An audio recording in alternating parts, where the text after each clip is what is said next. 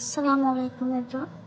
আজকে আপনাদেরকে দেখাবো কীভাবে কেক বেকিংয়ের জন্য চকলেট তৈরি করা হয়।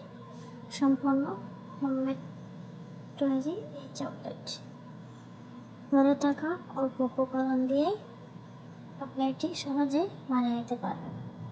সম্পূর্ণ ভিডিওটি দেখুন, তাহলে বুঝতে পারবেন। চলুন শুরু করি।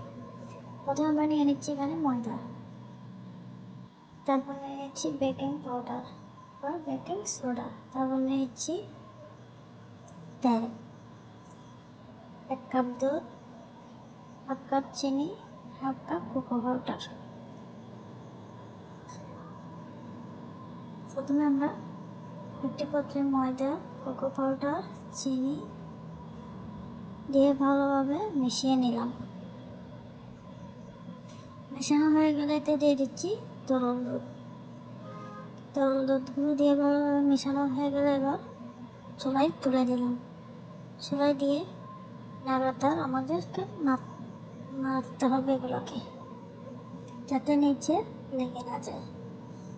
কিছুক্ষণ পরে দিয়ে দিব তেল। আপনারা চাইলে এখানে ঘিও ব্যবহার করতে পারেন বা মাখন।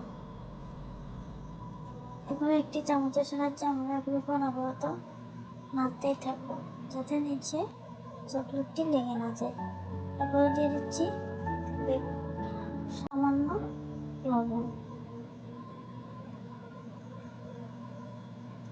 তৈরি হয়ে গেল আমার চকলেট। এভাবে আপনারা চাইলে খুব সহজে তৈরি করে নিতে পারেন।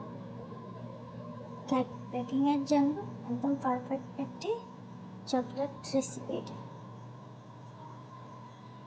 আপনারা যারা এখনও আমার চ্যানেলটি সাবস্ক্রাইব করেননি, তারা অবশ্যই আমার চ্যানেলটি সাবস্ক্রাইব করে রাখুন, যাতে পরবর্তী ভিডিও মিস না হয়। আসসালামু আলাইকুম।